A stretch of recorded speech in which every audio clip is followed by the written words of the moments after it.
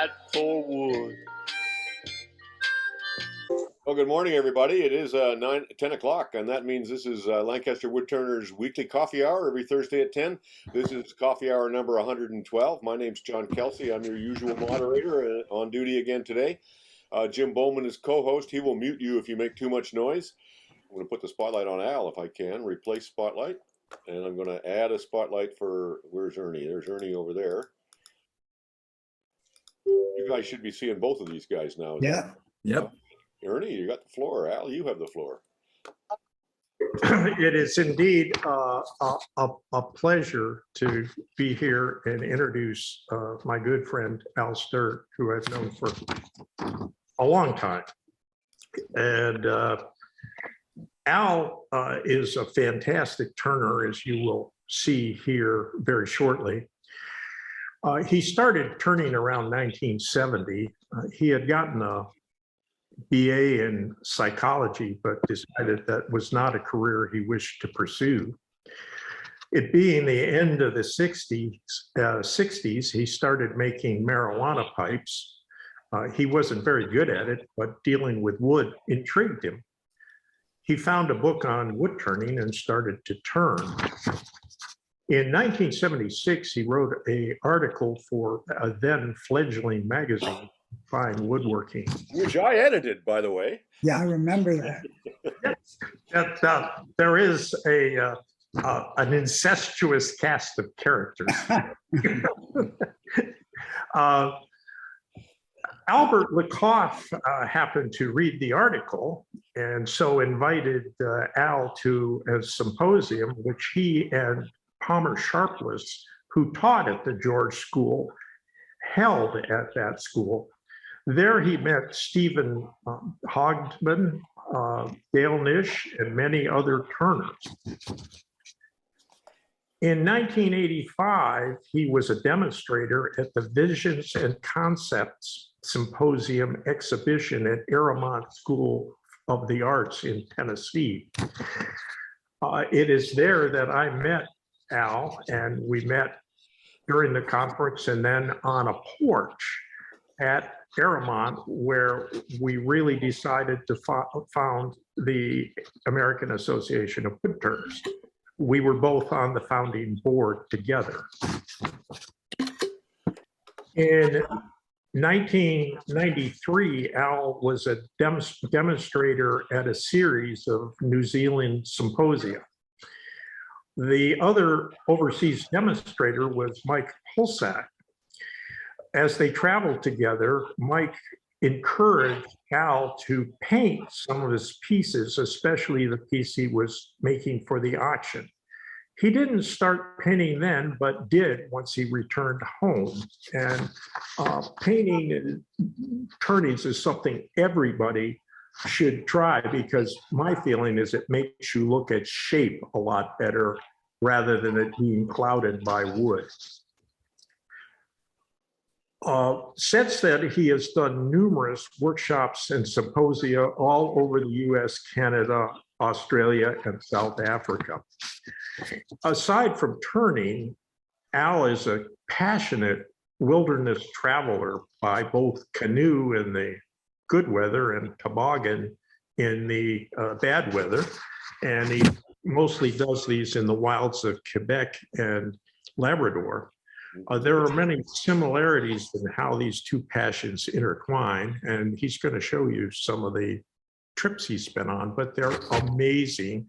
He, having been a scout and a scout leader, I always dreamed of going on true wilderness expeditions, but never did. And so he's my hero from that. And one of the things we always discussed on my screened-in porch when he was staying here giving workshops for Conover workshops was that the worst material you could build a canoe out of was wood. We both like aluminum, fiberglass, or Kevlar, the last being the best material for a canoe. And I lamented when I contacted Al that I had just sold my Kevlar canoe as I age. So without further ado, please welcome Al. Okay, well, thank you. Okay. So I guess we'll start with some slides. If you want to put the first one up. I will do that. And there we go. There's your. Okay. So good. So these slides are not exactly chronological order, but vaguely so in terms of how my work developed. So from the start of turning, I've always been interested in pattern. And it just, in fact, that was the shift. That's what, when I was making the pot pipes early on, I didn't really like doing that, but I discovered, but when you shaped wood, you affected the grain. It had never occurred to me, of course, not having carved it before, but that the shape and grain would work together. So when I started turning, developing patterns was really important to me. This was a yellow birch crotch, turned many, many years ago. Okay, next slide. Wow, beautiful piece. Yeah, so this was interesting. This was 5 or 6 years ago. I was asked to be a demonstrator at the Alaska Woodturning Symposium, which they have at the end of January. So it was funny. You want to come to Alaska? Oh, sure, in the middle of winter. But it was very nice. And except for some exotic woods that they brought in, they mostly had this black birch. So this was a piece I turned green. It's warped. It's kind of hard to see in the picture. But one thing I do is I call it grain balancing. I play with the grain, and especially with a piece like this, to get a symmetry going. So here you have, it's almost like a Rorschach test. Just a minute. How do you do that? Oh, it's complicated. I've been teaching it. That's the first time I taught it was at that 1985 conference at Aramont. It's you manipulate the block of wood on the lathe. You start turning it and you read the grain, and then I mount the piece so it's not on a faceplate, so I can shift the axis a little bit. So you shift the axis and you could read the grain lines to try to develop a symmetry. So that's you're basically between centers when you do that and shifting Yes. the center in one. Yeah. And I have a special jig. It's on my website. I have a grain balancing jig. I call it just a piece of wood with I have it mounted instead of a spur chuck. I have a big wooden piece with 2 bolts sticking out, and the bolts, which are like 5 inches apart, they drive the bowl. So you don't have the spur center drilling a hole in the middle of the piece.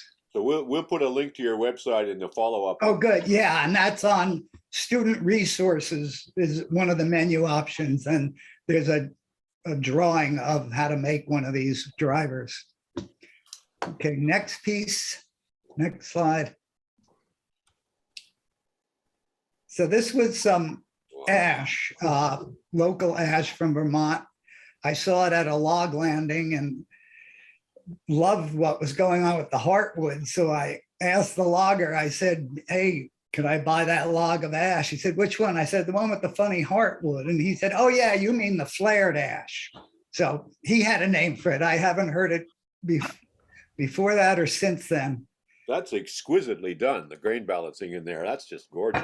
Thank you. That was, and what happened was this was like a 19-inch diameter log, and the heartwood was maybe 4 inches deep. So what I had to do was turn away a lot of the sapwood. So I lost height on the bowl because I wanted to get that color to meet.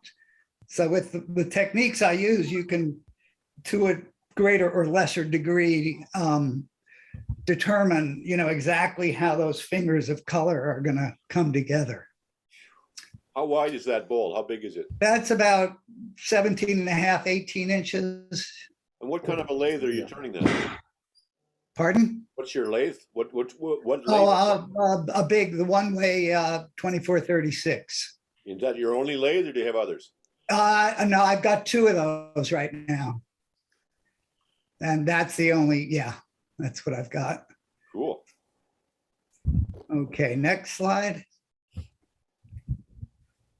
So this was interesting. This was more ash. This is about 12 inches, but that I really love that pattern down the middle. And that's, I've never seen this in ash before. If you imagine the log standing straight up and you peel the bark off of it, there were these striations, longitudinal striations like waves.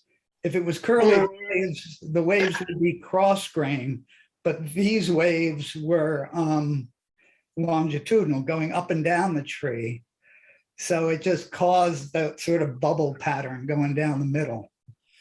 Is these pieces twice turned or once? Are you turning green? Except for that, the birch one from Alaska, these are all twice turned now. So what thickness do you turn them in the first place? What's your drying routine and like that? Drying, well, it varies a bit, but approximately 10% is what a lot of people talk about. So probably about an inch thick for a piece like that. Squeeze, but be careful.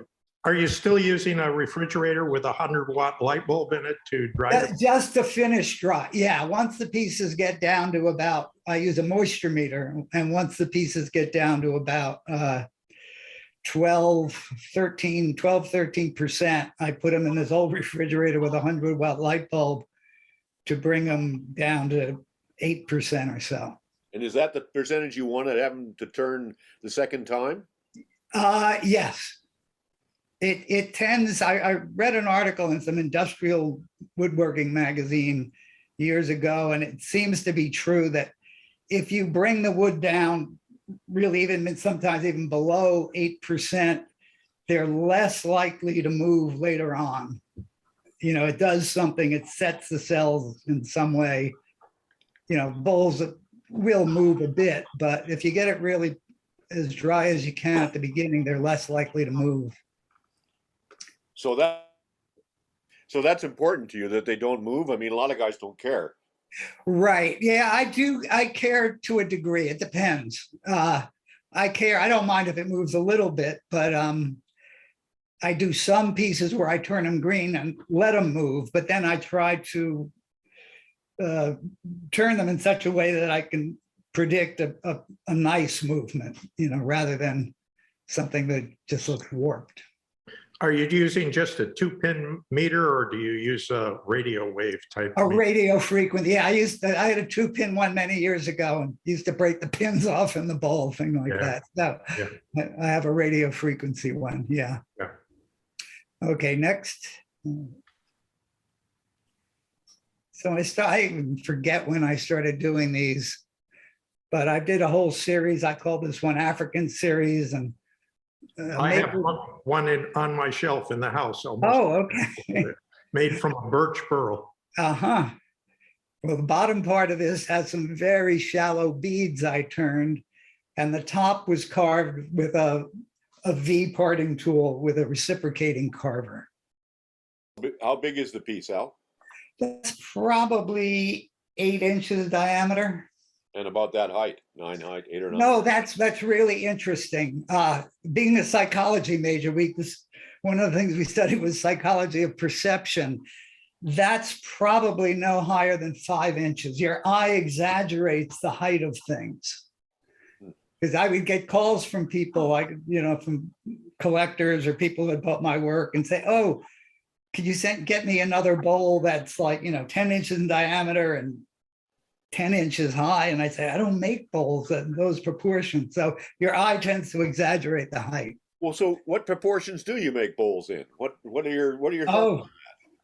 I don't have any particular ones. It's just depends on what wood I get and what looks good at the time. Okay, next. Yeah, that's another one of that series, and this was box elder burl.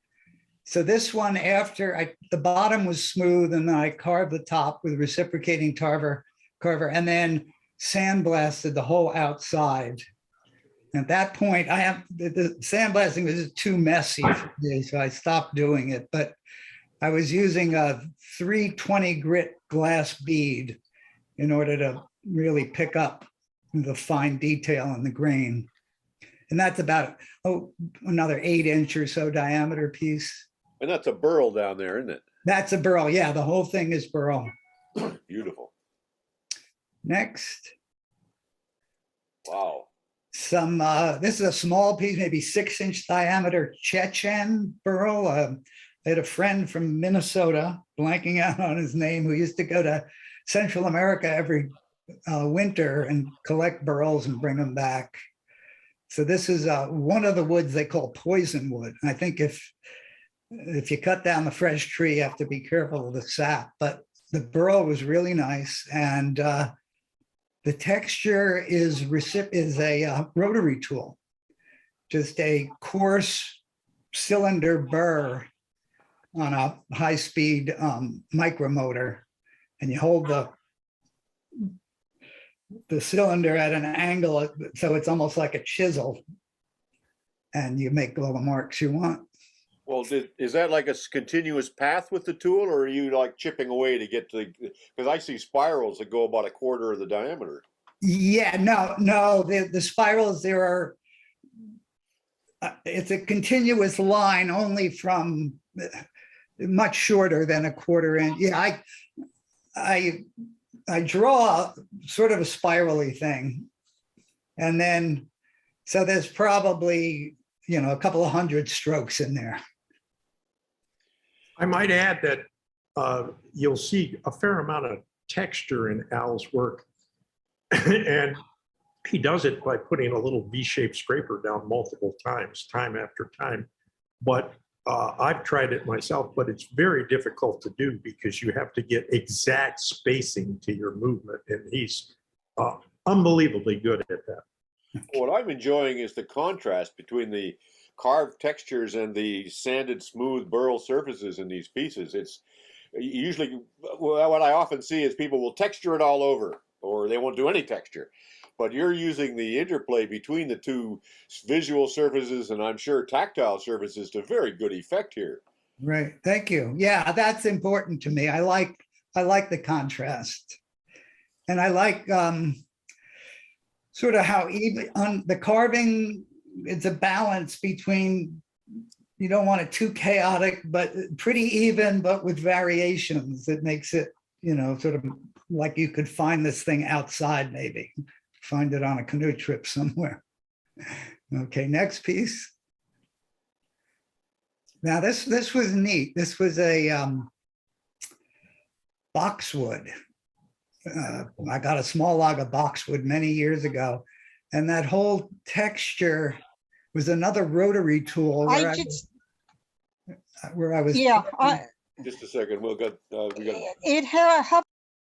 to shut this for whoever that is. Jim will find it. Yeah, go for it. Okay, so Jim's job is to get rid of that person. Yeah, no, Ernie, I'm going to mute you too. Okay, So, go for it. this was a rotary tool, which would have, if I just sort of pressed it into wood, which would have given me that fine line you can see. But what I did was alternate, drag it and push it, and drag it and push it. And it's looks like pottery to me. But I play a lot like that when I'm always looking for interesting rotary tools or other carving tools. And I sit down with roughed out pieces where I can experiment and play, not just with, sticking the tool into the wood, but what happens if I move it in such a way? And 90% of them don't look good at all, but occasionally you get one that works. Well, there must be hundreds of marks on that. Oh, there are. Yeah. You sit down and you. Oops, I hope you're not. It's too tedious. Do you do it on the? It's all done on the lathe. Is that? No, right? that's done off the lathe. The lathe, when I've done demos, I'll do it on the lathe because it's easy. But at home, I get in a really comfortable chair. This is a small piece too, maybe 7 inches in diameter, and just handheld do it. That's the nice thing about the rotary tools is you're not using a lot of pressure, so the piece doesn't have to be held really steadily. When I'm using the reciprocating tool, you've got to really make sure that piece isn't going to move. Do you have some kind of capstan you turn that with in the lathe as you did the technique in this, Al, or do you No. do it freehand on your Oh, lap? it's all freehand. Oh, I draw, you can see the lines are arranged in circles there. So I drew pencil lines to make the concentric lines, but then I sit down and do it by hand. Yeah, by eye. Okay, next. While they're changing slides, is my mic any better now? I've got some text saying it wasn't working. How's it now? You sound good to me. Yes, you're good now, John. Okay, I went change to a headphone mic rather than the speakers in the machine. Okay, go on. That blows me away every time I see one of these slides.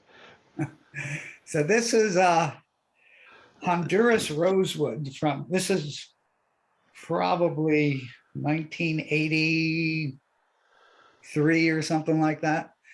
About 11 inches in diameter and turned and then carved. This was another reciprocating carver one with a V parting tool, it's called.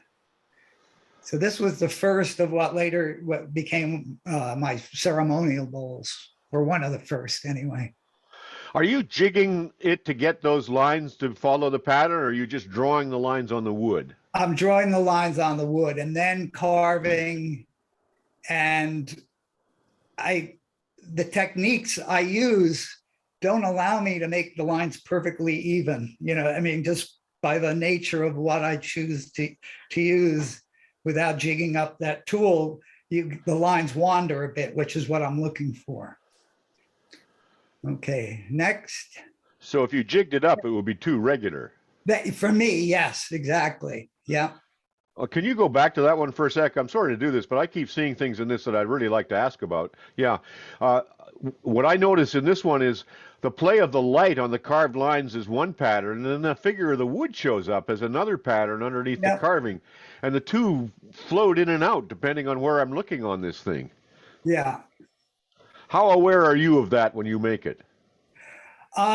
Usually after the fact, you know, not when I'm making it. Yeah. It's interesting because when I first started doing this, I remember teaching and some of my students saying, well, aren't you, you know, the wood's so beautiful, you're just ruining it with those patterns, with the carving. And you do have to be careful that your carving doesn't fight with the grain, but this carving works with the grain, I found out. Yeah, beautifully. So this is a big myrtle burl. This is probably 20 inches in diameter. And again, this is reciprocating tool with the V. And what I do to draw, I make a really quick and dirty jig to draw the lines, those spirally lines. So it's just a piece of 1/4 inch plywood with a V notch in it, so it fits against the rim of the bowl. And then I take another piece of plywood and draw a curve, and I super glue that to my notch piece so I can develop that curve all the way around the piece, and then again carve it freehand. So how many lines do you draw? You just get enough to give you a feel, or are you drawing every one? Exactly. Yeah, enough to give you a feel. Yeah. Okay. Something Al taught me, I learned to carve bowls from Al, is that, do you still on that one go both directions as you work around so that they meet halfway decently on the other side? No. No, I'm carving all in the same direction. Yeah. Yeah, because originally you taught me to carve in two, or it would be so different by the time you got around. Oh, no. Oh, I see what you're saying. It's a different question. Yeah. Right.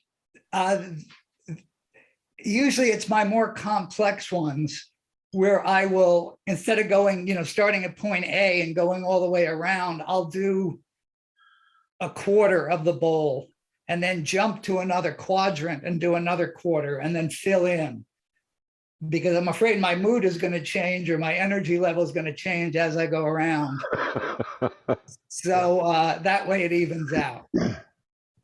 You know, it would be really wonderful to have a couple pictures of you actually working, because I'm trying to picture this in my mind. Aha.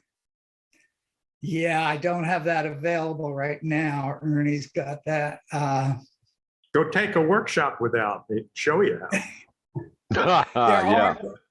There is another, I forget what year, there's another article I did for Fine Woodworking about carving. So some of it's in there, but I don't remember when I did that. Okay, next one.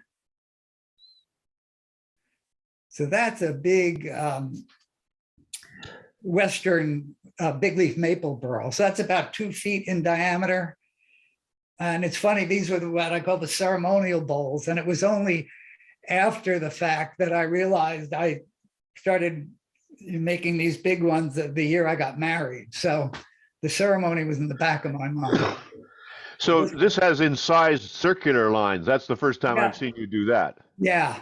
So what I did was play with the texture. So the outside again is carved with reciprocating carver. That middle band is sandblasted. And then the inner part is sanded. And also the inner part is oiled to bring out the color, and the other sections are just finished with wax. So they don't, the color stays lighter. Do you add the circular lines at the end? Someone asks in the chat. No, the lines were done when I first turned it. Before, like that, there's 2 lines. The outer line helps, both visually and physically to help stop that carving. Right. So you can carve right up to the line. So you turn those lines in before you do any Yes, carving. exactly. Yep. Okay, next one. Another burl, about 25-inch diameter. Did some of that kind of want to come apart while That you were was, working? yeah, you can see that lower right-hand quadrant almost, but it stayed there. I didn't need to do anything, but Did you tape it up while working or anything, or how did you work on that? I didn't. I just did it. It's about 3/8 of an inch thick. It's not super thin, but I did have to be careful. Okay, next one. Wow. So this one, this was done in a couple of years after that when I traveled with Mike Hoselick. This one I call crowded squares. So basically I turn the piece. I've used different paints, but the one I think Mark Spheri suggested to me years ago to use, that's a black gesso on there. It covers really quickly. It dries really quickly. You have to spray it with a lacquer or something at the end to keep it, but it works. So I turn the piece, I paint it, I draw the pattern. I make little, that had that square pattern was made out of a thick mylar material. And then I carved, and then I took a little saw and carved all the edges out there. So that was done last after you'd done the That's carving. done last, just to make sure that, because I wanted it to follow the carving. Yeah, I have the first one I did, not this one. I used a little tiny. Hello. We've got somebody else to be muted. Okay. Okay, we got him. Oh yeah, so the first one I did, so I'm not a woodworker, I'm a wood turner. I have no other really woodworking tools around. So I didn't know anything about saws. I bought a little, what they call it, a gent saw, and I cut all the little notches, and the finish from it was horrible. I spent more time sanding each of those little cut out pieces than I did turning the rest of it. So in a piece like this, how many hours would you have in altogether? Maybe 5 or 6. And are these sold at galleries, or how do you market These were pieces? sold at galleries. Yeah, I haven't made, well, I've made small ones from when I travel, but haven't made, these were sold at galleries. Yeah. And how many galleries are you working with?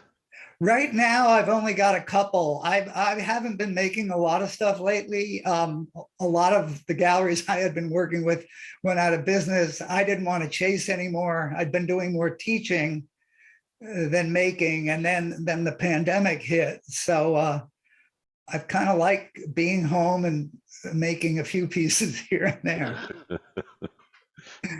Okay, let's go to the next one. That's Wow. that's one of my favorites.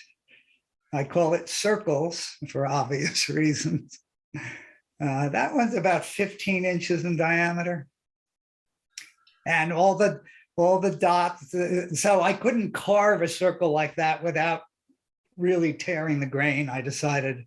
So the circles are made with a rotary tool with a little ball, carbide ball, and you just make a lot of dots.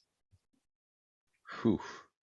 And as the black goes on before you do the circles, right? Yeah, on this one, yeah, on this type, the black goes on first, and then I draw the circles. In fact, with the square one, I draw the squares. I had to search around to find something I could draw with, which I could then easily erase from the paint. So what I use are watercolor pencils. So I use them dry, and then I can just take a damp paper towel or cloth and wipe it off at the end. Because the first one I did, I used a regular pencil and it indented the paint. So it took me forever. I had to use a real pencil eraser to try to get in there. So the watercolor pencils work great for that. Okay, next one. That's another one of my favorites. It's cherry, about 19 inches in diameter. And this, the curve, the pattern is just one curve copied in different ways. And the curve was inspired by looking at an exhibition of kimonos from these Japanese living treasures. And in the background of one of these kimonos was a very stylized Japanese wave. And I love that curve. So this it was cut out of a thin piece of cardboard, just that one loopy curve, and arranged it in a way I thought looked pretty good. Do you have this piece? How many of your own pieces do you keep? Not very many. No, I don't have this one. I have some around, and some, I give to Wendy, my wife, so I can't sell them, so there I know they'll be around. But yeah, this one's gone. Now this was done with the reciprocating carver, but it was at the limit of what I could do with it because of that sharp curve. You're going with the grain, and then you come around the corner, you're going against the grain. And it was, especially with this cherry, it was really easy to get a chip out of there. Nice grain in the middle. The bottom, is that sap or is that just light? That's just light. Okay. And when I do these pieces, I'm glad you mentioned the grain, because I do that grain balancing even with these platters. This was from a 3-inch thick cherry that I milled out myself with a chainsaw mill from a log. And I do that grain balancing to get a nice pattern inside. I don't have the piece here, but one of the first pieces I did like this ended up at an exhibition at a world turning conference that the Wood Turning Center had somewhere in Pennsylvania. And my piece was one of several that was put up at the end. They had the final speaker was a man who was an art critic, a philosopher, and a Kleinian psychoanalyst. And he would put these pieces up on the screen and psychoanalyze the maker. And so with me in the middle of what he was saying, he actually did say, "Poor Mr. Stirt," because the outside was more chaotic than this, a lot of chaotic energy. But then he talked about the center as being, well, he talked about Eros in the center and Thanatos, sort of the death wish out on the outside. But I think of this, I think of it as energy on the outside and there's peacefulness on the inside. And you get that peace by arranging the grain so your eye, can take it all in. So when you turn that way, Yeah. what's your reject rate? Oh, not a lot. I mean, it depends. it's, I don't lose many, but some, because wood is not very forgiving. The patterns sometimes are off a little bit, and if it's a functional piece, that doesn't really matter to me. I mean, if it's off a little bit. So a piece like this, if the grain pattern hadn't been really nice, I probably wouldn't have carved it. I would have done something else. Are most of the platters flat on top, or do they have some curve? Oh, they're curved. They're all curved. Well, I've made a couple with flat, but all these ones we're looking at are gentle curves. There's two, I don't have pictures of the backs, but the backs follow it. So it's, if you look at the outside, it's a double curve with the rim is one curve and then the bowl is a second curve. And is the bottom flat? Is there a foot? No, these go down to just a tiny flat at the bottom, and they're usually mostly either fine beads I turn, very regular beads, or small shallow coves. The tactile thing. Have you done any with the curve going high in the middle to low on the outside? Your work seems like that would be awesome. I have done some like that, mostly with some of the square pieces that I do. Yeah, that's later it occurred to me to try some that it really affects the whole look very differently to have a convex curve and then a concave. So I have done some. I'm not sure. I might have a picture, I might not. Okay, next one. Okay, so this was originally inspired by looking at a book, Dover Reprints had a book, Darcy Thompson, on growth and form, for some time, I think in the 1800s. And one of the chapters was, how art mimics nature. And they were talking about the sunflower. So you had opposing logarithmic spirals for the seed head of a sunflower. So I did, if you can just look at the curve, the arcs there, I did these opposing arcs on a piece and it looked okay, but it wasn't enough. So I kept the piece around the shop. And then friends sent me a postcard from Venice. And 2,000 years ago, people were using this pattern on the floor of St. Mark's Cathedral, using triangular pieces of different colored stone. So I filled in all these triangles, and that really made the piece come alive, kind of. So I did a series based on this and called it the St. Mark's Variations.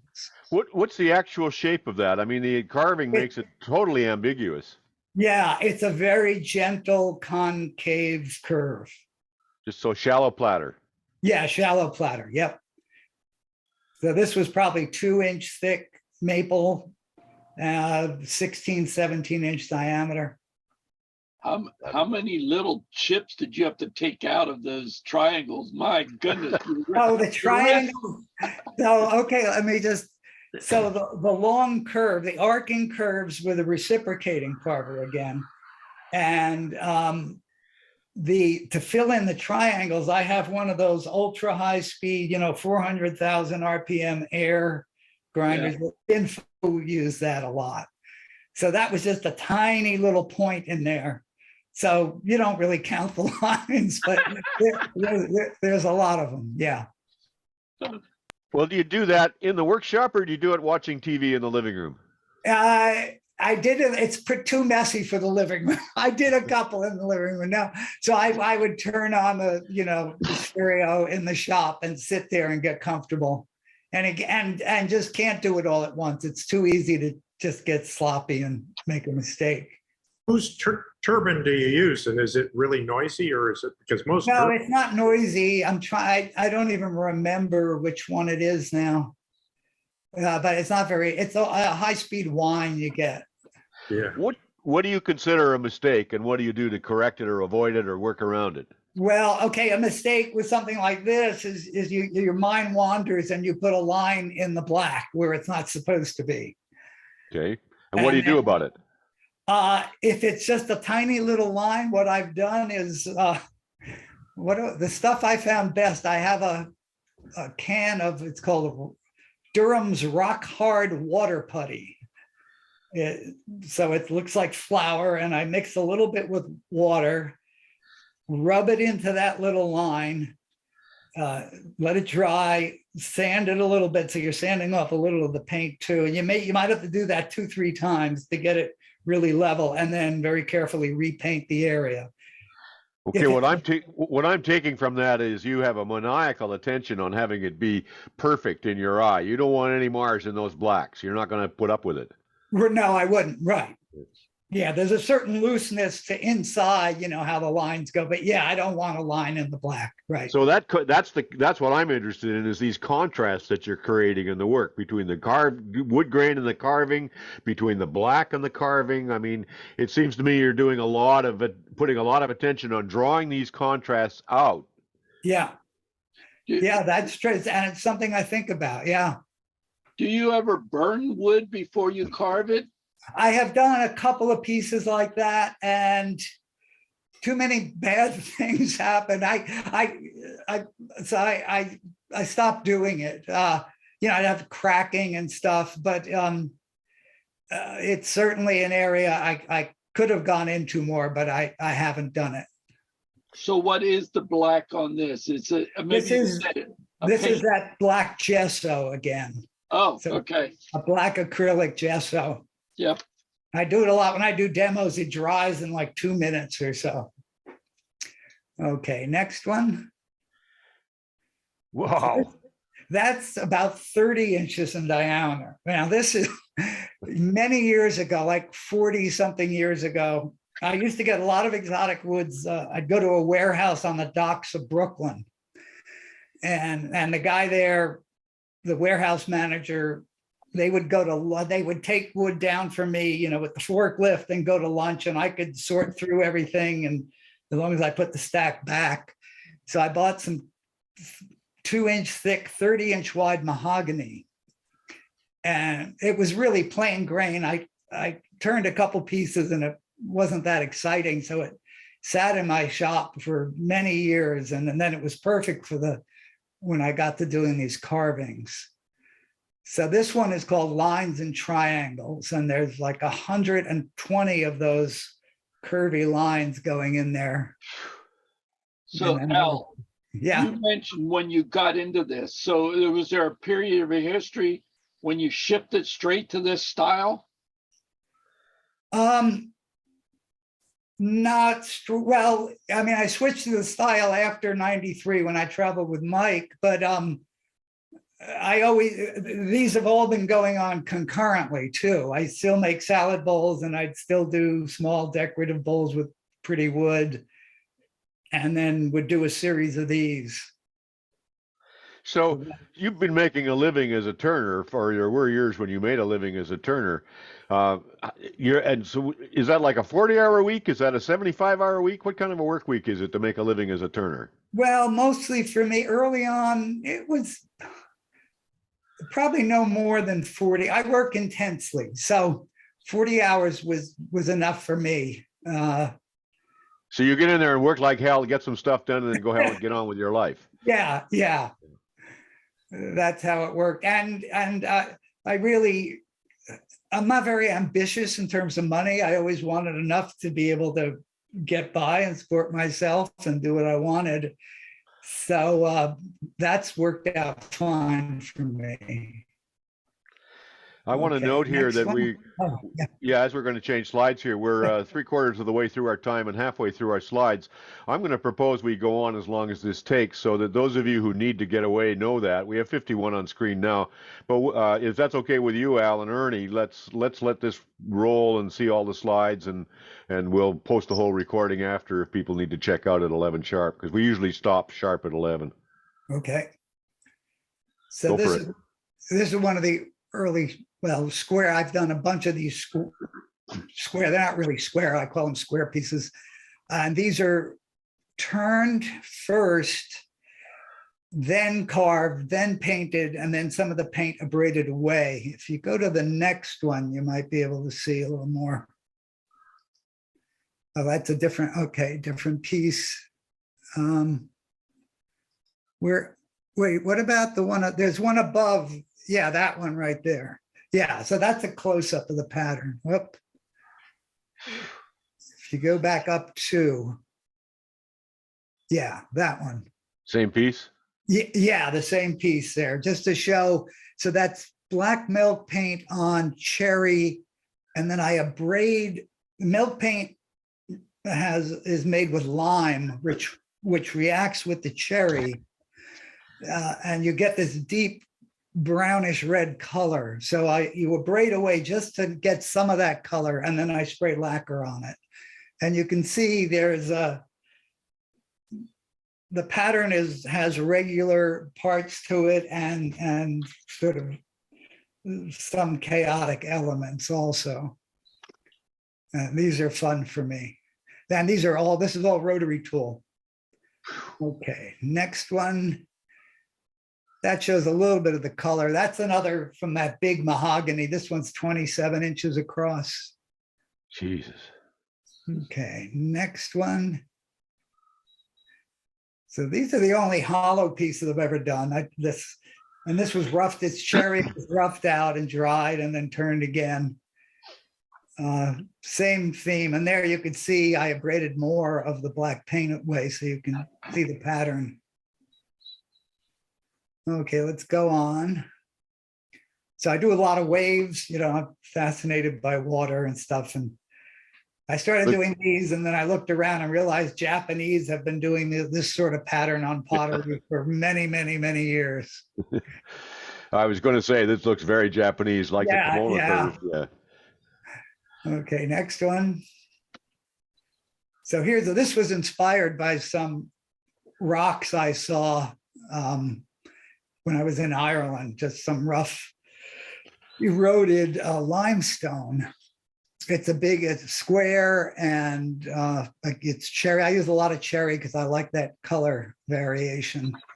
And that's about 9 or 10 inches on the long dimension. And this one it's slight, but this has a convex top. So the top isn't flat. It's a bit of a shallow convexity there. And you say they're hollow inside? Yeah, with a bent tool, you can't get in the corners, or I can't get in the corners, obviously. But yeah, I don't like that kind of turning at all. It probably has a nice resonance to it, though, if you tap the top. Yeah, they're fun and they're textured all over and they feel good to pick up. I had one in an exhibition and that I wasn't at. It was at some museum, and the person who was, at the watching things over said people would come up and say, "Who did that metal sculpture?" It had some heft to it. They thought it was brass or steel or something. Okay, just two more pieces here. So I've been doing these the last few years just for fun. So these are just simple, shallow bowls. This is probably 10-inch diameter. And I'll do two different, these textures are turned right on the lathe. It's really good tool control practice. And there's no sanding involved. A little bit of Scotch-Brite if you get a little fuzz there, and then milk paint, and then abrading away the milk paint. They really look like pottery pieces, and they feel like it too.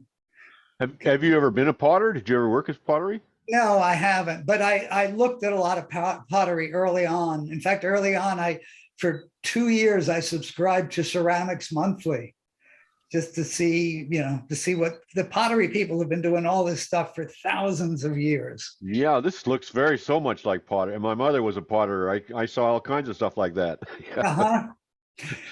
Yeah, just a few months ago, I was out at, what's his name in Indiana, Mark Adams School. And there was a couple of different classes going on. One of the classes, they were doing refinishing and stuff. And one of my students took one of these to the other class. They knew the instructor, and the guy said, "It looks just like pottery." So, and this is the last of the bowl slides.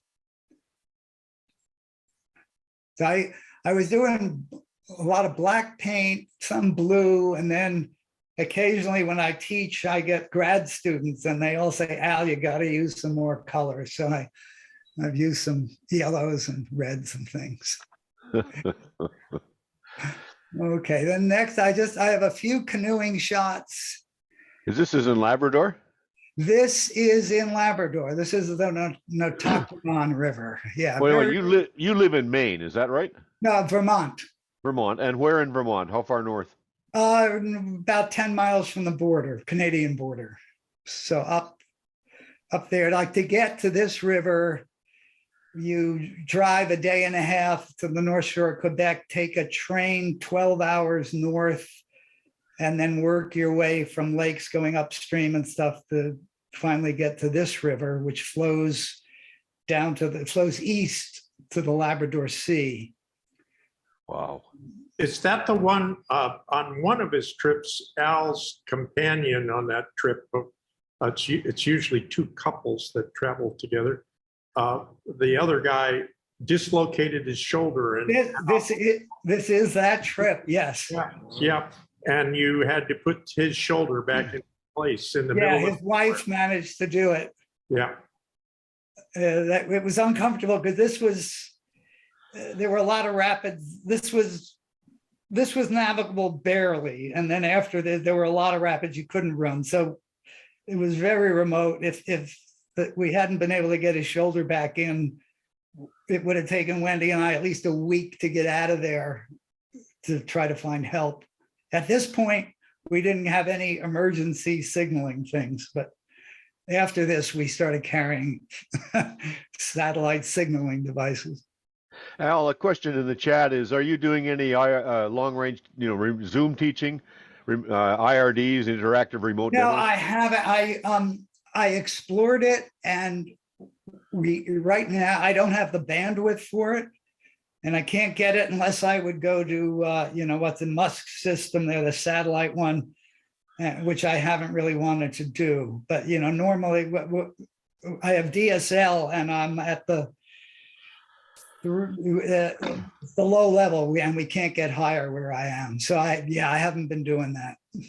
Are you doing workshops at places like Aramont? You said you were at Mark Adams' place. I What was else at Mark Adams. Yeah, that I don't have other ones lined up yet, and I do some teaching here.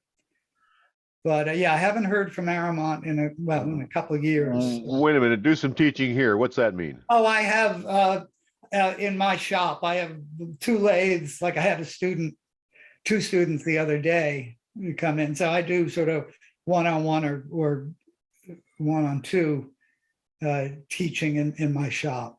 Is that like for an afternoon or a weekend or It's on I just started doing, I was doing this on a daily basis. People would sign up for 1 or 2 days. And then I had somebody ask me, what about half days? And because this guy was fairly new, and he said it was just too much to go for a whole day, was too much information. So he said, what about half days? So I did it, and it worked out well for both of us. So I do half days also. Al, just a question. What bandwidth connection are you on now? You've been fine. Right. It's 3, what do we get? 3 mega. Yeah. Okay. You're not DSL. No, you're pushing it to the limit, but Ernie's showing the slides, Jim. That's part of how it's working. Yeah. Okay. Yeah. Yeah, no, and I tried, with a camera, using my the camera and stuff, and it's just too glitchy for that. Yeah. Yep. So this was up on the Labrador coast. We had a lot of ice. Went up the coast about 300 miles into a fjord, 60 miles up one river and down another to get to Ungava Bay, but it was spectacular country. Gee whiz. Yeah. Just spectacular. Next. Caribous. Caribous, lots of caribou up there. Oh, and the next one, this was neat. This is on that same, this was when we started going upstream after being on the ocean and in the fjord. So we spent a week going upstream. This is the Palmer River. And those are the Torngat Mountains. And the glaciers left there maybe 12,000 years ago. So these beautiful glacial carved valleys. You were traveling in these bowls the whole way. Everywhere you looked with these I- wonderful curves. I see the curve in the hill is on some of those plates that we've been Yeah, seeing. yeah. It was just an amazing place to be. Other than it was also cold. The water is glacial melt, basically. So pretty cold. Yes. Uh, Oh, in this part too. yeah, Jesus we Christ. do. I'm getting a little too old to do this part, but I a can't lot do of that walking. anymore. A Yeah. lot of walking, yeah. Okay, next one. And we've done a number of winter trips, not as long as the canoe ones, but this was in Labrador. With toboggans, there was two wooden toboggans, one plastic toboggan. And on this trip, our thermometer went down to 50 below and it bottomed out a couple of nights. Jesus. You call that fun, do you? Yeah, well, you can see the next slide will show you. You can. So did the moonbeams freeze and you cut them up for flashlights? No, but one of those mornings at 50 below, I wore ski goggles to protect my part of my face and my eyes from the wind, and they shattered when I touched the plastic lens. So we bring a lightweight titanium wood stove with us. And we have it's a 9x12 Egyptian cotton tent. That you pack on your back over the portages. No, this is on the toboggan. It's all on the toboggan, yeah. Well, amazing. You can carry a lot of gear on a toboggan. Yeah. Yeah. And in the summer, we use regular nylon tents, but for these winter ones, I like a wood stove. And the next one, I think, is just the last slide. Yeah. So Beautiful. we light up the inside with candles and have the snowshoes drying out. Okay, that's the slideshow. Okay. Let's. I'm back to a gallery view. Let's look for questions in the room and give people who haven't spoken up yet a chance to ask you stuff. Anybody? Al, why not any caribou on your plates? I'm surprised I haven't seen any. Oh yeah, I've never done like figurative stuff. It's all sort of patterns. That's interesting. It's all abstract. Part of it is I probably couldn't draw a caribou if my life depended on it. I actually see the same angular shape as their antlers make in those little doodad ones with the little ditzy squares, partial squares and right angles. Yeah. So I tend to work in the abstract more. But your abstract shapes come from the real world. That's what makes them work. Yeah, they do. Yeah. Yeah, on a longer slideshow, when I travel, I have taken lots of pictures just of pattern when we're out on the land, water patterns, rock patterns, plant patterns, which I know I don't reproduce, but they get incorporated into the designs. Absolutely, they must. Anybody else? More questions for Al? We are Yes, actually. I have one. Go for it. Yeah, Al, I've seen your slideshow several times and have had the pleasure of taking a workshop with you. And every single time I see your work, it is so inspiring. Oh, So inspiring. thank you. That wasn't a question, Janet. What's the question? How can I be Al Stirt when I grow up?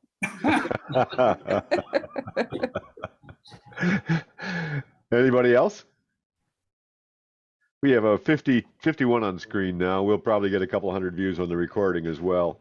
So I noticed on your website that you consider yourself a bowl maker, not a bowl turner. Can you talk to that a little bit? A bowl maker, not a wood turner, I think is what it says, I think. Germany. I think it was because early on when I started teaching, and being involved in the wood turning community, there was a lot of emphasis on technique. In fact, I remember one guy in Vermont, an old time wood turner, we had our own Vermont guild, and he said he wanted everybody to take a test of how fast you could turn something before being allowed in the guild. And it was like, no, my feeling is I'm interested in the bowl as a thing. And I really like getting efficient at making it, but my primary concern is with the object that's made, not the way of getting there. That's what that statement's alluding to. Kai? Yeah, I've just got a technical question. Yeah. We saw two of your bowls that are painted with milk paint, Yeah, a blue one and a yellow one. yeah. Do you use different layers of milk paint to get the Yes, effect? that's a great question, because what happened when I first did the first one or two of those, it was just the one color that I was teaching. In fact, it was at Mark Adams, this is probably 10, 15 years ago. One of my students, who was a painter as well as a wood turner, she put down a thin layer of black first before putting either red or yellow. And that made the colors pop differently. So there is some black, like under both of those was some black. And I try to, when I abrade away, I try to get it so you don't really see the black, but its effects are there. They're not immediately visual, but they are layered that way. Yeah. So you turn the circles first, then you Yeah. put on the black milk paint and then the yellow milk paint, and then you abrade through Yes. the yellow. Yeah. And you have to be really careful if you're layering to really allow each layer to dry thoroughly. Like I've had students put on the black and in an hour it feels dry, or even sooner, and you put on the yellow and the yellow dissolves some of the black and you get this not very nice muddy color. So I let them, I hit them with a hair dryer sometimes or a heat gun, but it's safest to let the one layer, dry overnight before putting more on. Okay, yeah, thanks a lot. Yeah. Dave Delo. Yeah, Al, the pieces you have with the wide rim Yeah. with the bowl in the middle, Yeah. okay? Are those once turned or twice turned pieces? Most of them were twice turned. Excuse me, the smaller ones, I might have had the wood already there, dry wood, and turn them. The bigger ones I mentioned, where I would actually try to balance the grain, starting with 3-inch thick cherry mostly. Yeah. So those were twice turned. Okay, so if you look at the profile from the side, it would look like a hat turned upside Yes, down. that's a good description. Yes. Okay, well then how, your thickness when you first turn it, you got to keep a consistent thickness throughout the whole thing? to keep it I from do. cracking? Yeah. Yeah, I do that. Okay. About But- it. A And little then bit you, over an inch. okay, and you don't get the cracks with it? No, I dry stuff carefully Yeah. and, and I make sure there's no incipient cracks, when I first turn it green. Excellent. Yeah. Thank you. Yeah. John Chalikian, what do you got? You're muted, John. Yeah. Can you hear me now? Yes, we Yep. can. Okay. Al, your work is beautiful. Thank you. Your patience is incredible. I can't imagine. I love your canoeing trips. I've done a number of Boundary Water and Wabakimi. Never been as far north as you have, but it is beautiful. And I admire you carrying that Mad River with the skirt on there. I have friends that have that, and I know that's extremely heavy boat to carry. But my question as far as turning, could you discuss a little bit about how you balance the grain and the tools, the method that you use between centers and some of that information? Yeah, I can try. It's one of the most difficult concepts for me to get across without, even when people watch. So, okay.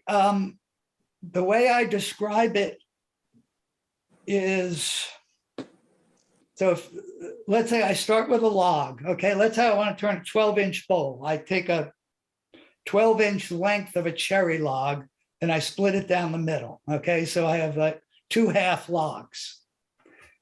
So let's say I leave the bark on. When I'm demonstrating this, I take that block of wood with the bark on and set it down on the lathe.